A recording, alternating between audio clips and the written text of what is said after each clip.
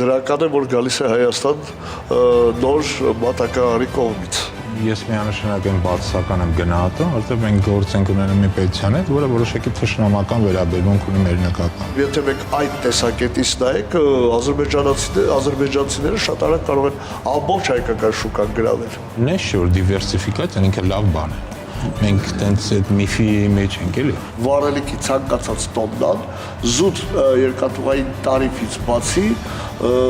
լրացուցիչ գումարներով է, այսպես ասենք, հարկվում։ Եթե հայկական ինչ-որ մի ընկերություն սկսում է ֆինանսավորել Ադրբեջանի նավթային սեկտորը, ոչ ուղղակիորեն, բայց նաև սկսում է ֆինանսավորել Ադրբեջանի ռազմական բյուջեն։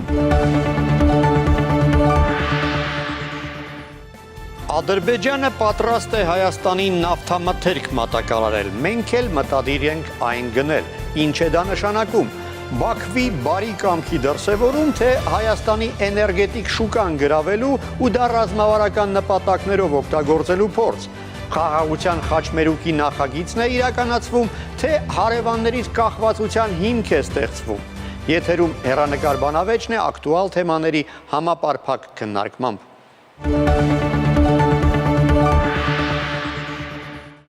Ադրբեջանական նավթամթերքի առաջին խմբականակը շուտով Հայաստան կհասնի Վրաստանի տարածքով։ Հետագայում էլ հնարավոր է մատակարարումները իրականացվեն հենց հայ-ադրբեջանական սահմանով, առանց տարանցման։ Որքանով է դա իրատեսական եւ ինչ առավելություններ ու վտանգներ է ունենալու այս հեռանկարը։ Թեմայի շուրջ մտքեր կփոխանակեն միջազգայինագետ Արմեն Մանվելյանն ու լոգիստիկ խնդիրների փորձագետ Ապավեն տրանսպորտային ընկերության տնօրեն Գագիկ Աղաջանյանը։ Շնորհակալ եմ, որ այստեղ եք։ Առաջին հարցից կարճ պատասխանեք։ Այս հեռանկարը դրական երևույթ է, թե ոչ։ Զուտ, եթե մեկ բառով ասենք, իհարկե դրական է, որ գալիս է Հայաստան նոր մատակարարի կողմից։ Թե դա ով է, դա այլ թեմա է։ Դուք ինչպես եք գնահատում երևույթը։ Ես միանշանակ եմ բացասական եմ գնահատում, որովհետև մենք գործ ենք ունենում մի պետության հետ, որը որոշակի թշնամական վերաբերմունք ունի մեր նկատմամբ։ Ես կարծում եմ հենց էներգետիկ անվտանգության տեսանկյունից նայենք, մեզ ձեռնտու չէ այնտեղից ընդհանրապես էներգակիրներ ներմուծել։ Հասկանալի։ Այժմ ես առաջարկում եմ ծանոթանանք իմ գործընկերոջ պատրաստած տեսանյութին, որից հետո արդեն մեր առարկայական զրույցը կշարունակենք։ Այս տարվա հոկտեմբերին 35 տարվա մեջ առաջին անգամ ռուսական ու ղազախական ցորենը Հայաստան հասավ Ադրբեջանի տարածքով։ Փոխադրումներն իրականացվեցին Ռուսաստան, Ադրբեջան, Վրաստան, Հայաստան երկաթուղային ճանապարհով։ Այս պահին էլ երրորդ խմբականակն է ճանապարհին։ Ավելի ուշ հայտնի դարձավ, որ Երևանն ու Բաքուն քննարկում են նաև Ադրբեջանից Հայաստան նավթի ու նավթամթերքի արտահանման հարցը։ Այս մասին նախորդ շաբաթ Դոհայի միջազգային ֆորումում հրապարակավ հայտարարեց Ադրբեջանի նախագահի օգնական Հիկմեթ Հաջիևը։ Ադրբեջանցի պաշտոնյան ասաց, որ այդ հարցը քննարկվել է փոխվարչապետերի Մհեր Գրիգորյանի եւ Շահին Մուստաֆայևի մակարդակով սահմանազատման հանձնաժողովների վերջին հանդիպման ընթացքում։ Գաբալայում փոխվարչապետերը քննարկեցին նաև երկու երկրների միջև փոխադարձ առևտրի որոշակի ոլորտներ։ Այժմ մեր կողմից քննարկվող ոլորտներից մեկը նավթի եւ նավթամթերքի արտահանումն է Ադրբեջանից Հայաստան։ Սա նույնպես աննախադեպ զարգացում է։ Այդ օրը Եվրանյուզին տված հարցազրույցում Հաջիևն ասել է, որ Ադրբեջանն ու Հայաստանը ձեռնամուխ են լինում տարածաշրջանում լայնածավալ տնտեսական զարգացման, երկու երկրների փոխադարձ օգուտի համար։ Իր հերթին Հայաստանի անվտանգության խորհրդի քարտուղարն էլ հետևյալ ընդգծումն է արել։ Մենք վստահ ենք, որ տարածաշրջանային տնտեսական նախագծերի իրականացումը կմեծացնի փոխկապակցվածությունը եւ կամրապնդի խաղաղությունը, ինչպես նաեւ տնտեսական օգուտ կբերի երկու հասարակություններին։ Մենք շարժվում ենք այս ուղղությամբ եւ դրա ապացույցն այն է, որ Հիկմետի հետ միասին նստած ենք ձեր ստուդիայում, Դոհայում։ Ադրբեջանական նավթամթերքի ներկրման հնարավորությունների մասին խոսեց նաև Հայաստանի փոխվարչապետ Մհեր Գրիգորյանը, հաստատելով, որ Գաբալայում Ադրբեջանի փոխվարչապետ Շահին Մուստաֆայևի հետ քննարկել են նաև Ադրբեջանից Հայաստան նավթի ու նավթամթերքի արտահանման հարցը։ Այո, քննարկումներ եղել են, համագործակցության հնարավորություններ կան։ Ադրբեջանական վառելիքի ներկրման ինչ ծավալների մասին է խոսքը։ Հայաստանյան որ ընկերություններն են մտադիր Ադրբեջանից նավթ գնել եւ ինչ գնի շրջանակներում է Ադրբեջանը պատրաստ նավթ ու նավթամթերք վաճառել Հայաստանին եւ արդյոք այն մրցունակ կլինի Ռուսաստանից ներկրվող վառելիքի նկատմամբ։ Այս հարցերին ի պատասխան Մհեր Գրիգորյանը հետեւյալն է նշել։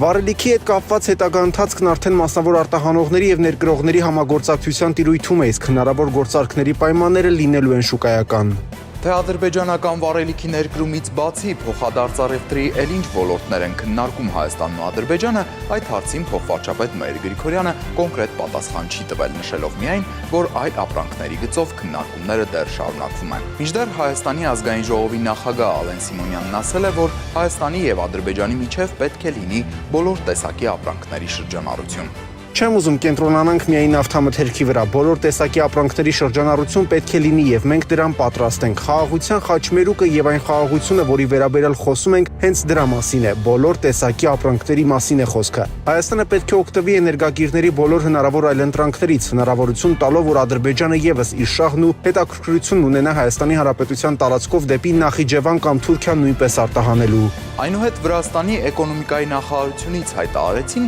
որ դեպի Հայաստան ադրբեջանական նավթամթերքի մեկանգամյա տարանցման համար Վրաստանը տուրք չի գանձի։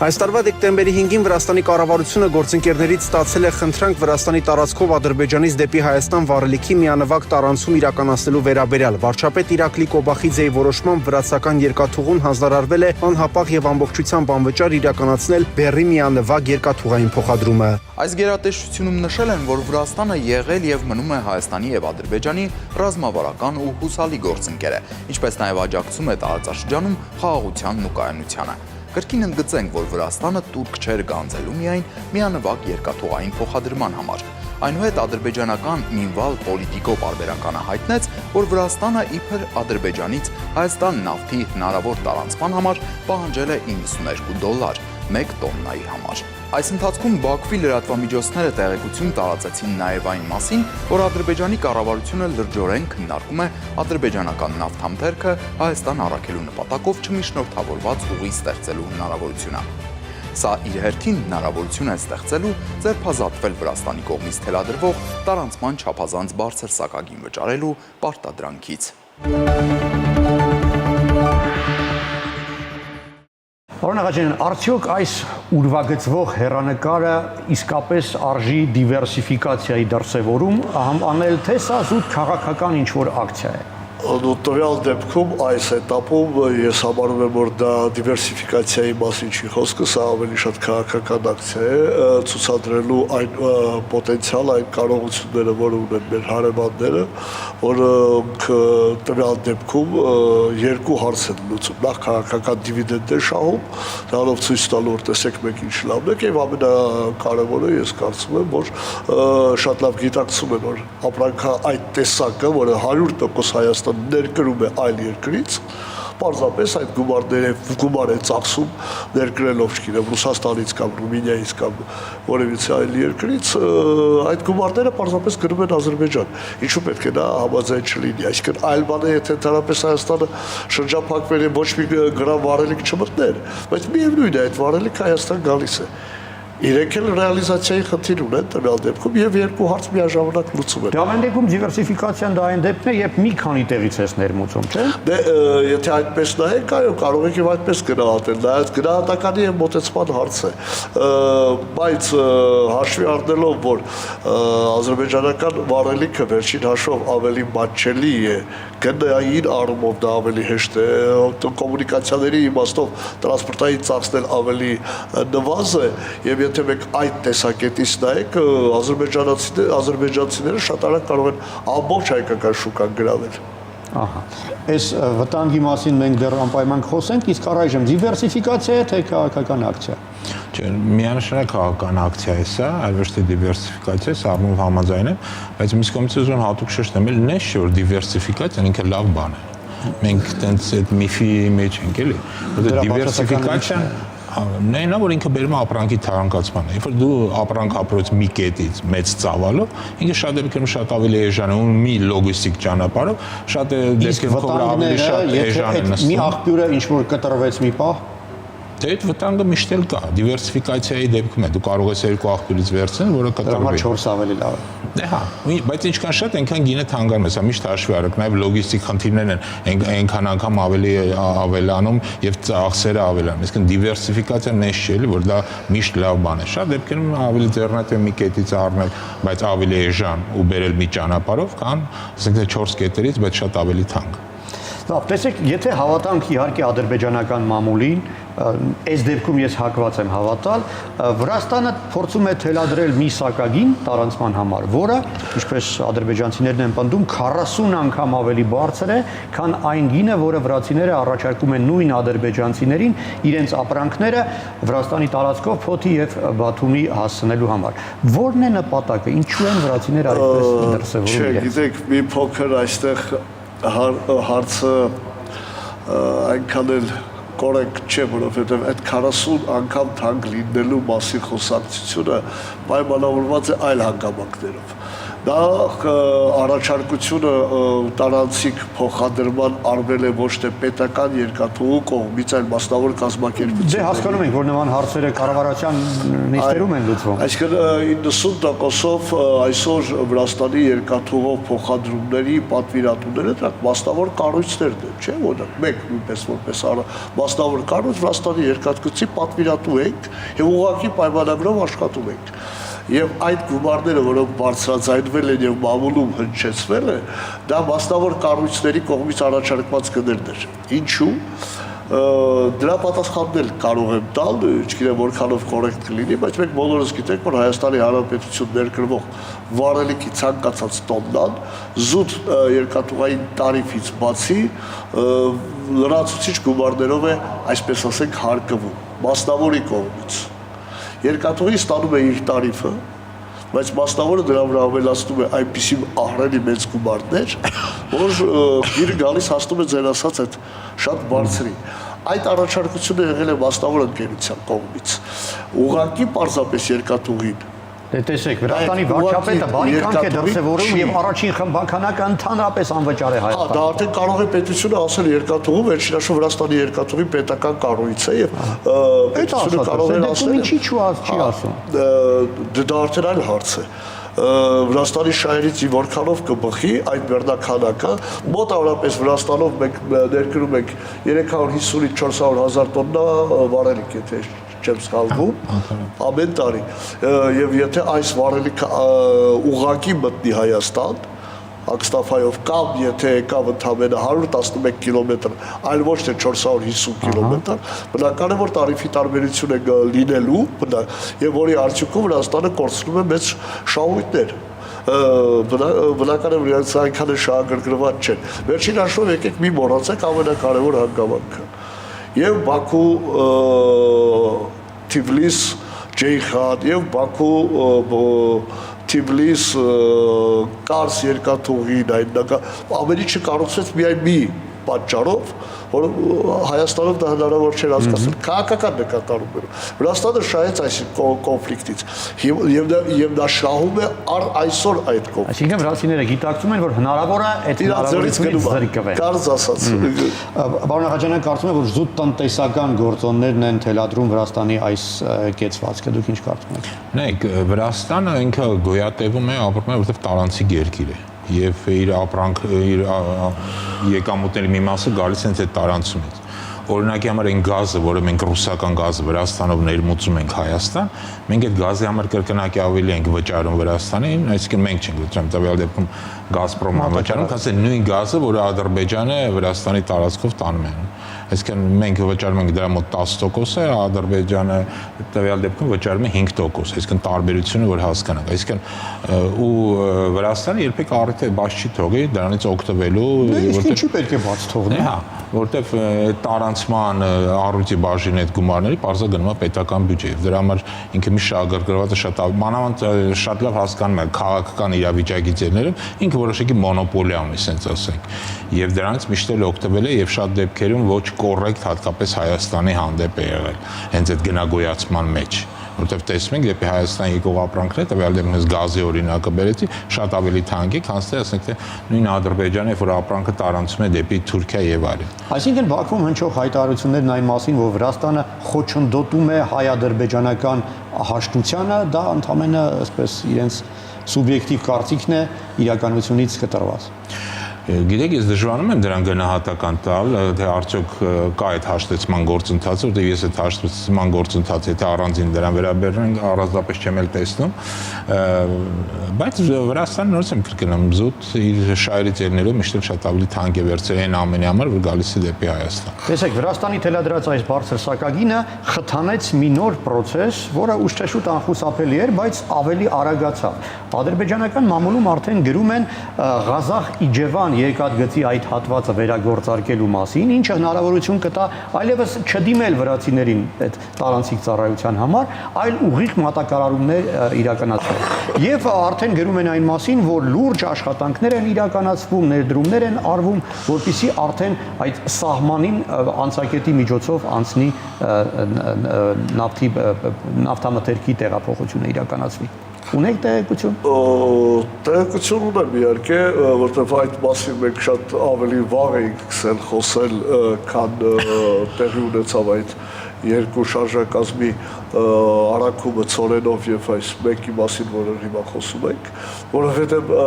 գործող բոլոր տարբերակներից, գոյություն ունեցող ենթակառուցվածքներից ամենահեշտ վերականգնողը, ամենաարագ վերականգնողը իհարկե հենց այդ ուղղությունն է։ Գրեթե չի էլ տուժել այդ ճանապարհը։ Ընդհանրապես, եթե մենք չենք խոսում վերականգնման աշխատանքից, մենք տեսանք, որ առանց ոչ միայն կոպեկ ներդնելու այդ գիծը աշխատեց, բայց աշխատեց Վրաստանով։ Այսինքն 111 կիլոմետր Վրաստանով մենք անցանք եւ մտանք նորից Հայաստան։ Երրորդ երկրի իհարկե տարանցիկով։ Տվյալ դեպքում իհարկե միևնույն է, Ակստաֆա կայարանով գալիս եմ մտնում եմ Վրաստան։ Ակստաֆայից Ղազախ եւ դեպի Իջևանիկից այնտեղ մի քանի կիլոմետրի մասին է խոսքը, որը ապամոնտաժված է, որքանով ես գիտեմ, եւ դրա վերականգնումը բացարձակ մեծ գումարների հետ չի կապված։ Եվ իհարկե այս դեպքում մենք զուտ տնտեսապես արդեն թեկուզ քաղաքական գործոնը, տարանցիկ գործոնը հաշվի չառնելով տնտեսապես շահացենք։ Վերջին հաշվով Վրաստանին պետք է վճարվի, լավ, այդ մի շարժակազմ ասեցի, լավ, այդ մի գնացքը ձրի անցնում, լավ, դա ժեստ էր, քաղաքական ոչ մի բան չի նշանակում։ Չէ՞ որ մենք վերջին հաշվով Վրաստանը ունի իր շահերը, եթե մտնելու է Վրաստանի տարածք, մենք պետք է վճարենք։ Իրական գործող տարեֆը ծորենի այսօր $8.5 է Վրաստանի տարածքով անցնելու։ $8.5 Հաշվի առնելով նաև մոտավորապես այն մի քանի կիլոմետր, որը դեռևս մնում է Ակստաֆայից սահման, մի խոսքով 1 տոննայի Հայաստան ուղիղ մտցնելու զուտ տնտեսական մասն է ասում։ Ուղիղ Հայաստան բերելու եւ Վրաստանով տարանցիկ բերելու 1 տոննայի վրա $10 տարբերություն է։ Հաշվի առնելով, որ մենք 350-ից 400,000 վարելիք ենք բերում եւ այդքան էլ ցորեն ենք բերում, $10 $8 միլիոն է։ Պարոն Աղաջյան, այսինքն քաղաքական կամքի արկայության դեպքում Ղազախ-Իջևան երկաթգիծը կարելի է վերագործարկել հաշված ամիսների ընթացքում, ճիշտ եմ հասկանում։ Այո, սա քաղաքական լուծման կարիք ունի, որովհետև տեխնիկապես դա շատ ավելի հեշտ է աշխատացնել, քան թե ցանկացած կոմունիկացիա Ադրբեջանի հետ։ Ու դա կբխի մեր տնտեսական առնվազն շահերից։ Զուտ տնտեսական քաղաքականը չեմ ասում, համաձայն եմ, որ այնտեղ կան նաև ազգային անվտանգության հարց, այն զուտ տնտեսական իհարկե շահավետ է։ Պարոն Աղաջյան, համաձայն եք, որ զուտ տնտեսականի մասին եթե առայժմ խոսենք, իսկապես մեր շահից դա ռիսկերը չգնահատելով իհարկե, եթե մենք ռիսկերն ենք գնահատում, դա այլ թեմա է։ Նայեք, ցավոք սրտի մենք չենք կարող խնդիրը միայն զուտ տնտեսականով նայել։ Դա համաձայն եմ։ Հա, որտեվ դեպքում ոնց որ մի փոքր ինքներս մեզ խափում ենք, որ կարելի է հարցին մոտենալ զուտ տնտեսական, ես օրինակի համար մի օրինակ բերեմ, օրինակ Բալթյան երկրները իրենց էներգետիկ սա կապերը խզեցին Ռուսաստանից, չնայած զուտ տնտեսական առումով շատ ավելի ձեռնատու է իրենց աշխատել Ռուսաստանը, թե գազի ներկրման, թե էլեկտրաէներգիայի ներկրման եւ կրկնակի երրագի թանկ այդ ամենը գնում են արևմուտքից, իսկ Եվրոպայից Միացյալ Նահանգներից, բայց դա իրանք արեցին ելնելով իրենց ազգային անվտանգության շահերից։ Հիմա դա ճիշտ է, սա իրենց որոշելիքն է, որտեվ չես կարող խնդրին նայել միայն տնտեսական շահերից ելնելով։ Սա ասենց կարող է միֆ ստեղծի, որ եկեք տնտեսապես ու այդ դա փորձ է արվում, սկսենք իրար հետ աշխատել, առևտուր անենք, հետո մնացած հարցերը կլուծվեն։ Չէ, սա որոշակիորեն կեղծիք էր մեջ պարունակում, որտեղ հնարավոր չի զուտ տնտեսական առաջնայինը դնես քո տնտեսական շահերը, ասես եկեք առևտուր անենք, հետո մնացած հարցերը կլուծենք։ Չեն կարող լուծել մնացած հարցերը։ Չեն կարող խնդրի նայել, ինչպես դուք ասում, զուտ տնտեսական տեսակետից։ Սա աղավաղում է այն իրականությունը, որի մեջ դու ապրում ես։ Այդ իրականությունը աղավաղելու խնդիր մենք չպետք է դնենք էլ մեր առաջ։ Տեսեք, երբ խոշոր տնտեսավորողները շահագրգռված են խաղաղության կայացման մեջ, մայրաքաղաքներում ձևավորվում են հզոր լոբիստական ուժեր, որոնք ազդում են կառավարություն կամ որոշում կայացնողների վրա, որպեսզի խաղաղությունը պահպանվի, տնտեսական կապերը զարգանան։ Այդ իմաստով այս հեռանկարը կարող է օգտակար լինել, այսինքն Ադրբեջանում լոբիստական ինչ-որ տնտեսական ուժ ձևավորվի, որը շահագրգռված է Հայաստանի հետ առևտրի մեջ, ուրեմն նաև խաղաղության հաստատման մեջ։ Նայեք, այդ դեպքում ես ձեզ մի փոքր փորձեմ բացատրեմ Ադրբեջանի էներգետիկ համակարգը ոնց է Այսինքն դա մասնավորի դեր չի, Սա մասնավոր, նայեք, իսկ Հայաստանում նավթագազայինը մի փոքր սրա մասին կարճ ասեմ։ Նավթագազային սեկտորի հիմնական թելադրողը դա British Petroleum-ն է։ Կա այն միֆը, որ դա ադրբեջանական է, Սոկարն է կարևորագույն դերախան, բայց չէ, իրականում British Petroleum ինքը վերահսկում է եւ հիմնական իր նավթահանքերը ադրբեջանական եւ հիմնական նավթամուղները, նույն այդ Բաքու-Ջեհանի օպերատորը եւ ամենամեծ փայատերը հենց British Petroleum-ն է։ Հետեւաբար այս կառույցներն են որոշում, այսինքն զուտ մեծ նույնիսկ խաղացողներ զուտ ադրբեջանական որոնք կան, չեն կարող առանձնապես մեծ դերակատարում ունենալ, այլ հարցերում կարող են, բայց նավթի, գազի արդյունահանում, արտահանում եւ վաճառքի հիմնական վերահսկիչ փաթեթը իրենց ձեռքում է գտնվում։ Հասկանալ է, պարոն Աղաջյան, իսկ Հայաստանում որքան հասկանում եմ մասնավոր ընկերություն է լինելու այս գործարքի կողմը, որը շահագրգռված է դառնալու եւ որը տեսականորեն կարող է դառնալ ինչ շահը հաշվի առնելով Ադրբեջանի ազդեցության գործակալ, վատ իմաստով չեմ ասում անպայման, բայց տնտեսական շահը դա է պահանջում։ Գիտեք, ես Մամելյանի հետ, պարոն Մամելյանի հետ իհարկե համաձայն եմ, եթե մենք կոնտեքստից ենք կտրում եւ ասում ենք ձեր հարցին ուղղակի պատասխան եմ տալիս, դա չի նշանակում, որ այն մնացած մասը, որը որ նշվեց, ես այդտեղ համաձայն չեմ։ Իհարկե կան այդ գործոնները եւ դա պետք է միանշանակ հաշվի առնել։ Եվ նույնիսկ այն թեման, որ մենք մի քիչ առաջ շոշափեցինք, ես դանել կուզենայի մի շատ կարճ անդրադառնալ, այո, դիվերսիֆիկացիան միշտ չէ, որ բացարձակ դրական է, դրա փայլուն օրինակը Հայաստանում կա, շաքարի գները Հայաստանում ամենաէժանն են տարածաշրջանում, որովհետև մեկ կետից մեկ ազնվորություն մի ամբողջ երկրի համար ձեռք է բերում։ Դա էլ մոնոպոլ, չնայած ինքը մոնոպոլիստ է, հա, գիտեք, այսինքն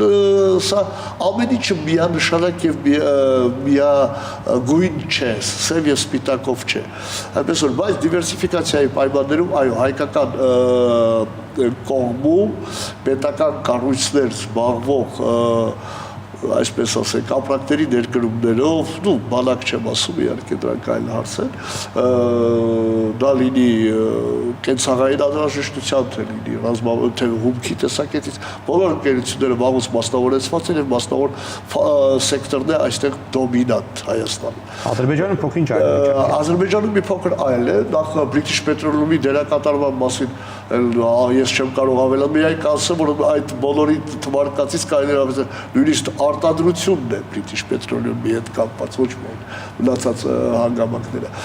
Այստեղ մենք գործ ունենք մասնավոր սեկտորի հետ։ Հետո Ադրբեջանում մի մոռացիք վերջինաշոտ դա ավտորիտար երկիր է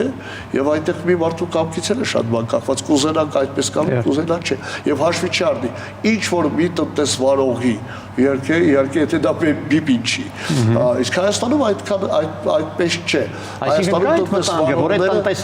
փորձի ազդել կառավարության վրա։ Հայաստանում տնտեսվարողները այսօր եւ նախկինում էլ մենք ունենք այդ փորձը եւ գիտենք թե որքան տնտեսվարող գործող այսպես ասենք օլիգարխ բառերն են այն ժամանակ շատ օգտագործում գործարարներ, որոնք քաղաքականության մեջ ներգրավված էին, որոնք ունեին ուղղակի ազդեցություն քաղաքականության վրա։ Հիմա մի փոքր միգուցե եւ նվազել է, որովհետեւ գործարարությունը քաղաքականության մեջ ավելի նվազ է ներկայացված, բայց դա գործոն է, որի հետ հաշվի պետք է տեսնենք նույնպես։ Գործոն է, որի հետ պետք է պետությունը հաշվի նստի։ Այժմ ես առաջարկում եմ ծանոթանանք տեսանյութին, երկրորդ տեսանյութին, պարզապես հարցում Երևանի փողոցներում։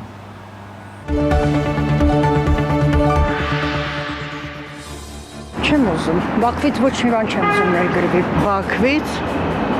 իհարկե լավ է, մեր երկրի համար բավականին մեծ բան է նավթի ներմուծումը։ Շատ վատ է։ Չի պետք է վատ լինի, որ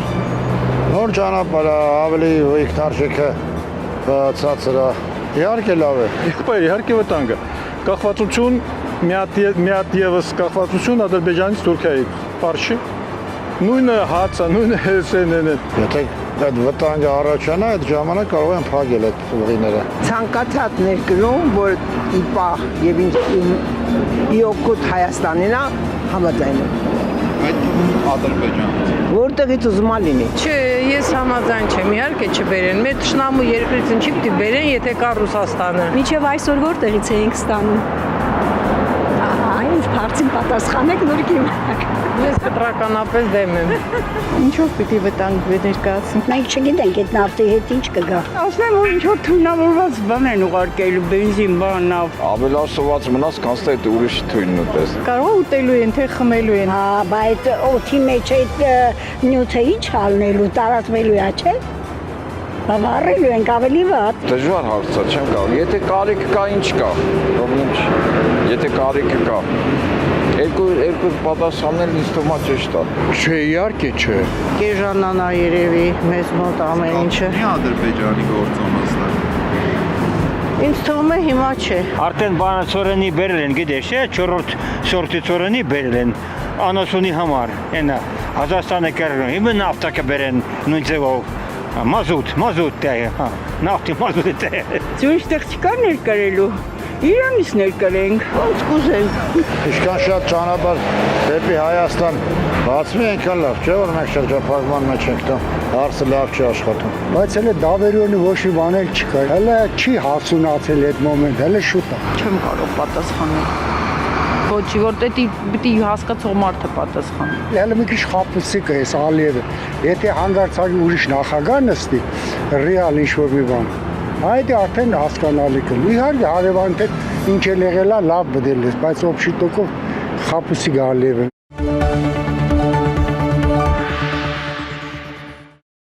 Բոլորս գիտակցում ենք, որ էներգակիրները ոչ միայն պահանջված ապրանք են, այլ նաև քաղաքական որոշումների վրա ազդելու լծակ։ Այսինքն նա, ով մատակարարում է էներգակիրներ, կարողանում է ինչ-որ չափով ազդել քաղաքական պրոցեսների վրա։ Միգուցե նաև դրանով է պայմանավորված այն, որ Ադրբեջանը այսպիսի մեծ ջանքեր է գործադրում հայկական շուկա դուրս գալու համար։ Ես երբ չհամաձայնեմ, որ այնք տենց ջանքեր են գործադրում հայկական շուկայի դուրս գալու։ Դեռ նախ սկսենք նրանց, որ հայկական շուկան տենց մեծ չի առանձնապես ցավոք սրտի։ Պլյուս նաև Ադրբեջանը ինքը հիմնականում նավթ արտահանող պետություն է։ Արդյունանում եւ արտանում է։ Իսկ ինքը շատ քիչ է արդյունանում նավթամթեր։ Նավթամթերները դա տարբեր պլաստիկներ եւ այլ։ Մեզ հում նավթը պետք չի։ Մեզ հում նավթը պետք չի, մենք այդ վերամշակման հնարավորությունը չունենք։ Բայց ինձ վարելիք իրենք ունեն առաջարկելու։ Հա, բայց նորից եմ կրկնում, դա մեծ ծավալներ չի կազմում, որտեղ որպես կանոն այն երկրները, որոնք հիմնական պատվիրատուն են նավթի, իսկ նավթի հիմնական պատվիրատունը ադրբեջանական, դա Թուրքիան է, Իսրայելն է, Իտալիան, այս երեքը դոմինանտ են։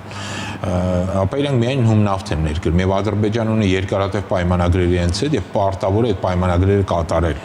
Ուստի ինքը խնդիր ունի այդ պայմանագրերը կատարելու առումով, որտեղ Ադրբեջան նավթի արդյունահանումը վերջին 15 տարում 40%-ով նվազվել է։ Եթե 2010 թվականի հենց պիկի ժամանակ իրենք 50 միլիոն տոննա տարեկան նավթ էին արդյունահանում, ապա անցյալ տարի դա եղել է 30 միլիոն տոննա, որ դուք տարբերությունը զգաք։ Եվ այս տարի արդեն այս արդյունքները կամփոփվի, բայց արդեն պարզվում է, որ այդ անկումը շարունակվում է։ Լավ, Ադրբեջանը ինչու է ձգտում այնուամենայնիվ հաստատվել հայկական շուկայում, եթե ինչպես ասացիք, դա շատ մեծ հեռանկարներ իրենց համար չի բացում։ Նայեք, եթե ես չգիտեմ ինչքան են ուղարկում, եթե երկու ինչ որ ցիստերն կամ վագոն նավթամթերք են ուղարկում, ապա չեմ կարող էլի դա ասել, սա ավելի շատ PR ակցիայի դա ձևերից մեկն է։ Ղազախիջևանը վերագործարկվի։ Նայեք, սա էլ է շատ կարևոր հարց, Ղազախիջևան իսկապես շատ կարևոր ուղղություն է եւ մեր համար որոշակի առավելություն կտա Ղազախիջևան, երկու նաեւ ավելացեմ Կարս-Գյումրին։ Բայց Ղազախիջևանի համար ես հստակ գիտեմ, որ Ադրբեջանը որոշակի պայմաններ է դրել։ Գործը պայմանը հետեւյալում է, որ պետք է այսպես կոչված այս անկլավները տրվեն Ադրբեջանին, մինչև չտրվեն ինքը չի դա գործարկի։ տարբեր աղբյուրներից մենք այդ ինֆորմացիան ունենք եւ երբ որ դնում հաշվում ես թե ինչ ենք ստանում եւ ինչ ենք կորցնում, բարձրում ենք ավելի շատ կորցնում ենք, քան թե ստանում։ Որտեղ եթե Աստվածչան այդ անկլավները անցնի Ադրբեջանի վերահսկողության տակ, ապա Ադրբեջանը գալիս է կախում է Իջևանի գլխին, կոպիտ ասած։ Նաեւ որոշակիորեն վերահսկում է դեպի Թիֆլիս գնացող ճանապարհները։ Այսինքն վտանգները շատ ավելի մեծ են, եթե գինը դա է։ Եթե գինը դա չէ, հնարավոր է ձեւով այդ լուծումը գտնել, ինչու՞ չէ, կարելի նաև դրա մասին խոսել, բայց նաև խնդիրը ունի որոշակիորեն բացի քաղաքական տնտեսականից, նաև բարոյական կողմ, եկեք դրան էլ անդրադառնանք էլ մի փոքր, որովհետև այդ եթե հայկական ինչ-որ մի ընկերություն սկսում է ֆինանսավորել Ադրբեջանի նավթային սեկտորը, ոչ ուղղակիորեն, բայց նաև սկսում է ֆինանսավորել Ադրբեջանի ռազմական բյուջեն։ Դե գիտեք, պատերազմի ժամանակ, առաջին Արցախյան պատերազմի ժամանակ հայկական տանկերի մի մասը լիցքավորվում էր ադրբեջանական դիզվառելիքով, որը անցնում էր Վրաստանի ու Ադրբեջանի տարածքով։ Այդ իմաստով, եթե մենք հաղթանակ էինք կերտում ադրբեջանական նավթամթերքի շնորհիվ, ուրեմն եկեք դա շարունակենք անել։ Նայեք,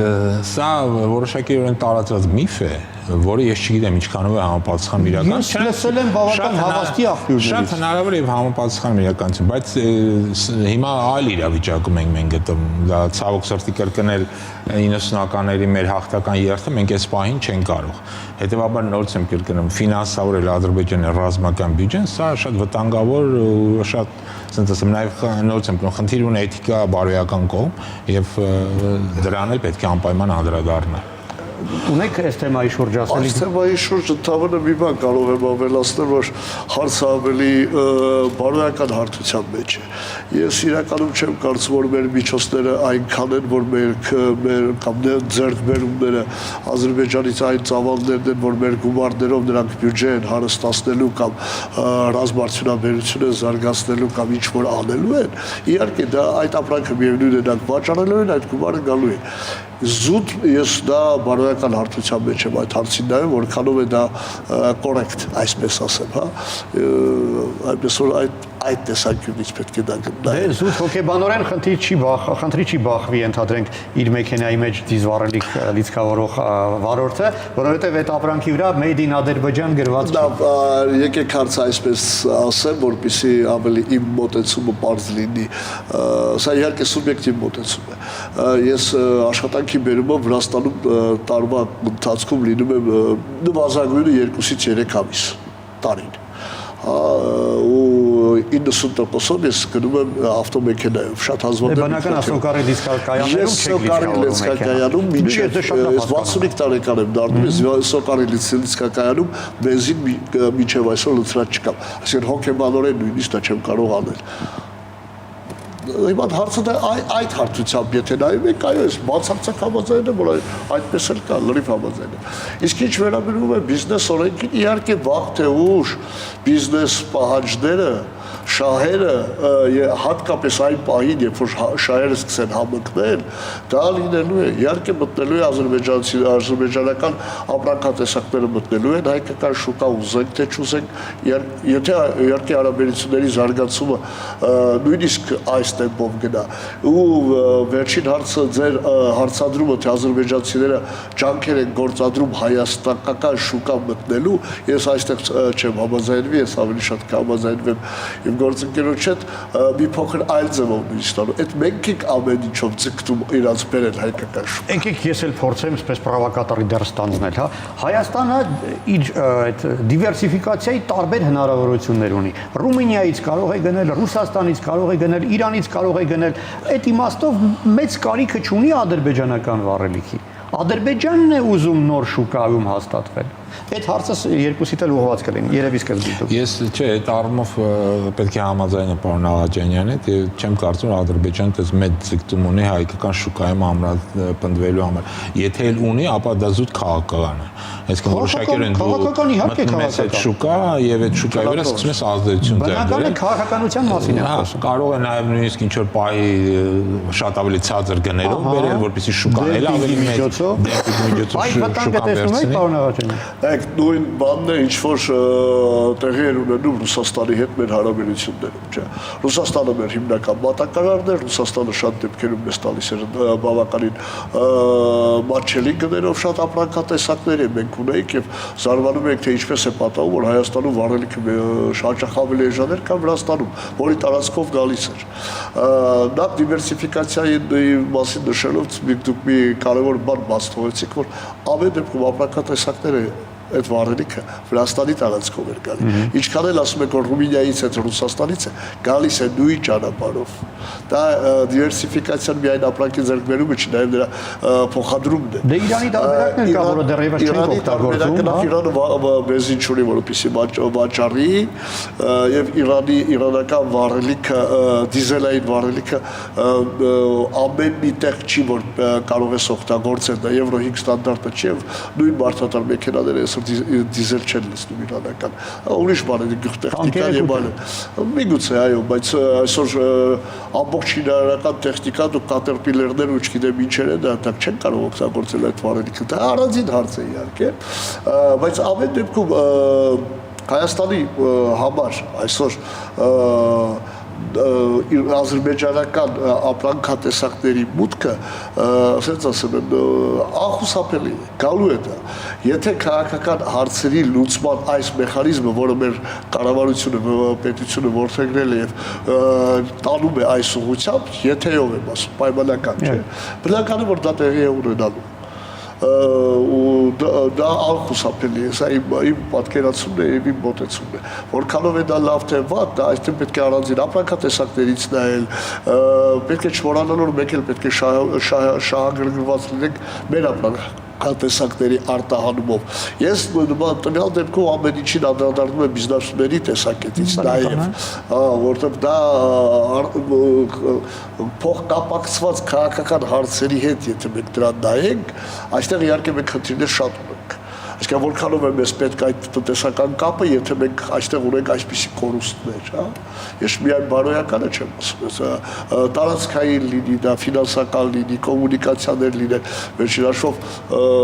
եթե մենք անդրադառնանք կոմունիկացիաներին եւ խոսենք հարավից, մենք դա թալապես այլ թեմա է ստացվում։ Առայժմ հյուսիս-արևելքի մասին ենք խոսում։ Պարոն Մանվելյան, մի հակասություն նկատեցի ձեր խոսքերում։ Եթե դուք համարում եք, որ Ադրբեջանի համար այդքան էլ կարևոր չէ հայկական շուկա մտնել նավթամթերքով, այդ դեպքում ինչպես է նախապայմաններ դնում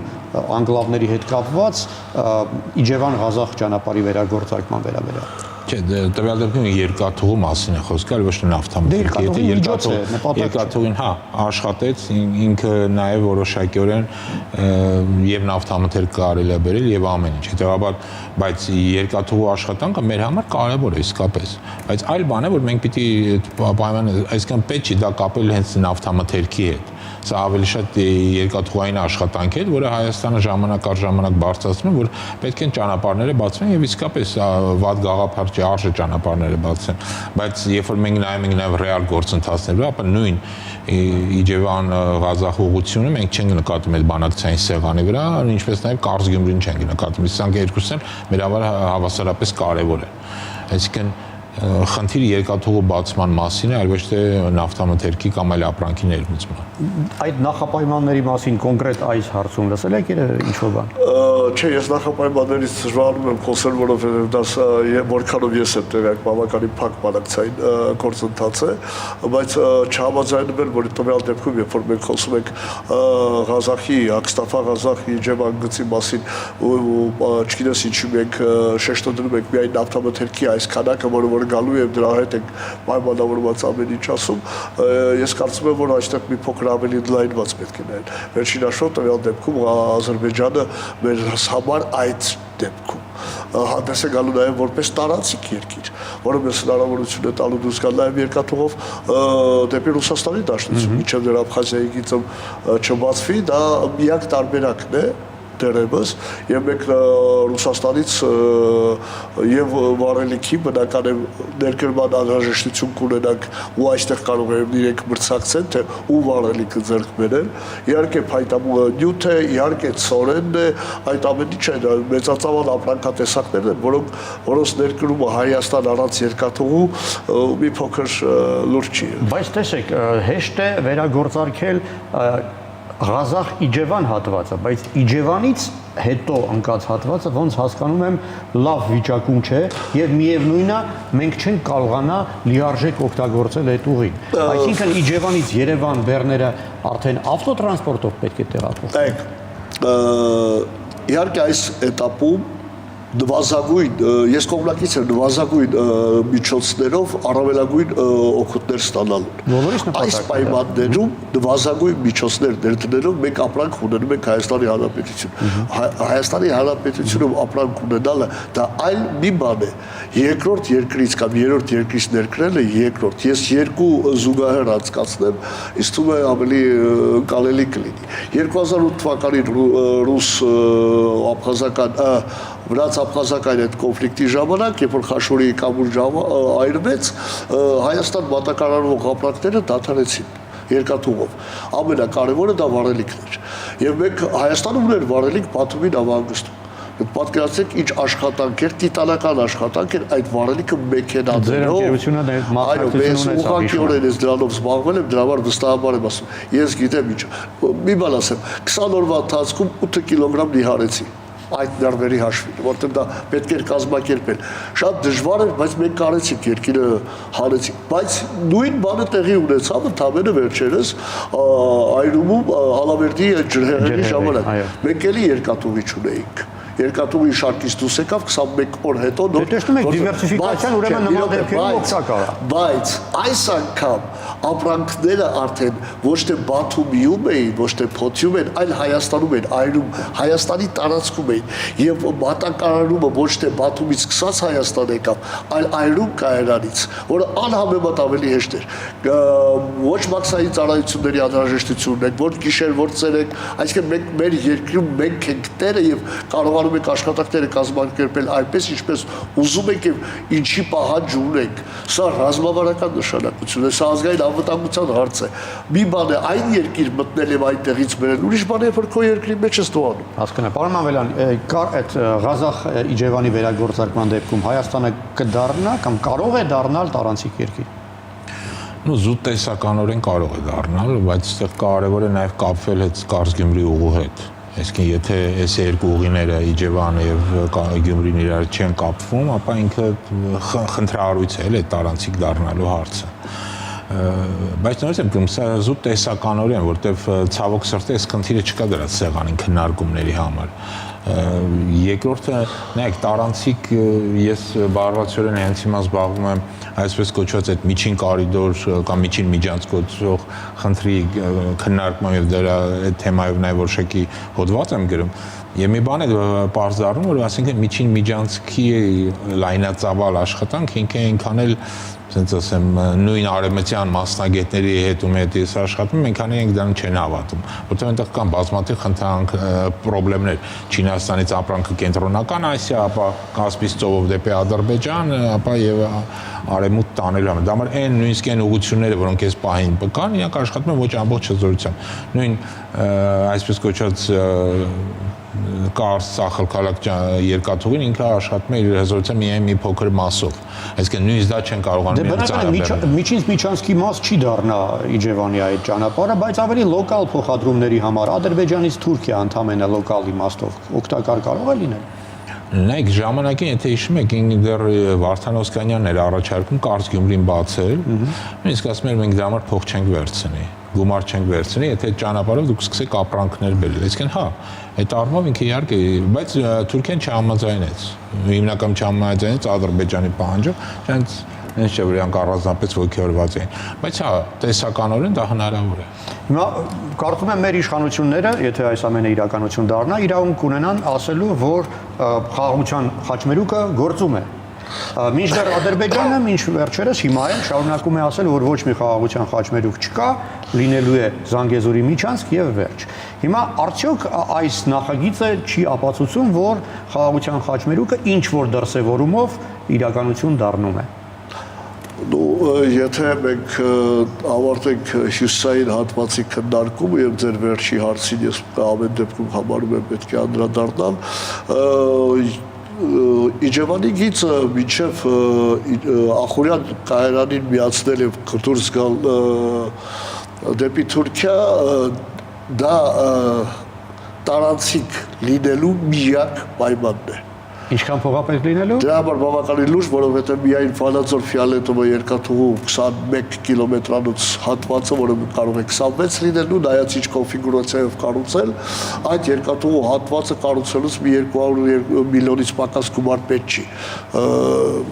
Դա լուրջ է։ Այդ դեպքում անկախ նրանից, եթե նույնիսկ մենք այդ երկաթուղին կառուցում ենք, մենք ունենում ենք տարանցիկության հնարավորություն այդ դեպքում դա լինում է, Հայաստանը կարող է, բայց տարանցիկ, որը ընդհանրապես մրցակցելու է Ղարսախրկալակին։ Այո։ Որովհետև սա լինելու է ցավալը շատ համեստ է։ Սա կարող է լինել ավելի կարճ է, իհարկե միանշանակ, եւ չի անցնում 2000 մետր, 1600-ից սկսած մինչև 2000 մետր Ղարսախրկալակ երկաթուղու այդ բարդ լեռնային Ջավախքի լեռնային շրջաններով։ Դա համար այս ճանապարհը մրցունակ կլինի այդ դեպքում եւ ընդհանրապես տարանցիկության մասին նոր կարելի է խոսել։ Հիմա ինչ վերաբերում է ձեր հարցին հարավում։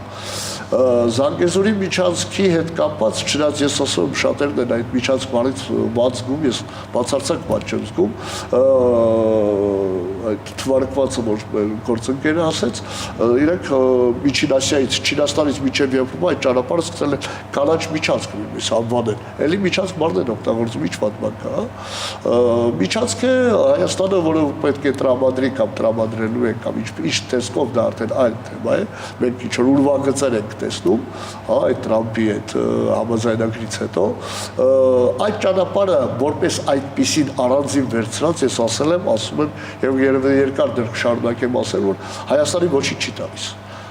Այդ ճանապարհը մեզ կարող է տալ օգուտ միայն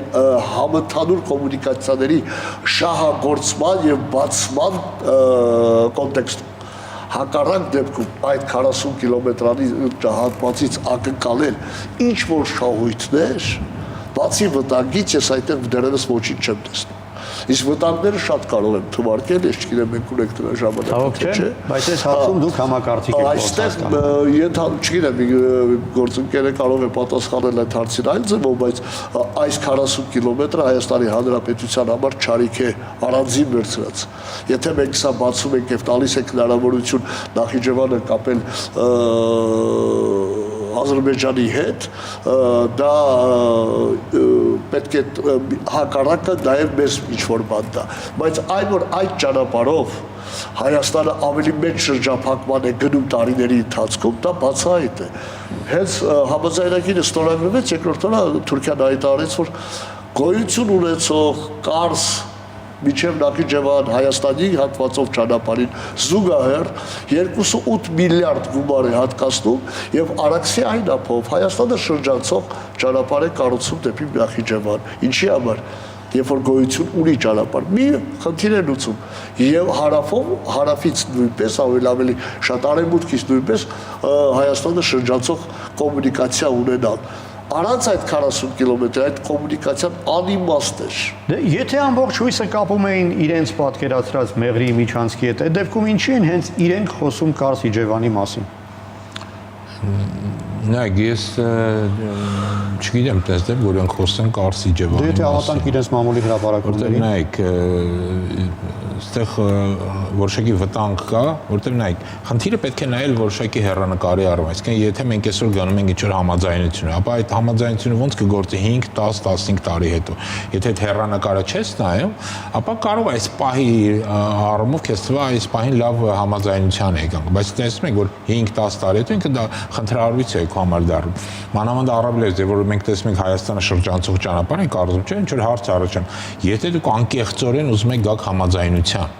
ու այդ անկեղծությունը ձեր կողմից կա, ապա հենա կարճ Գյումրին կա էլի։ առանձնապես ծախսել պետք չի,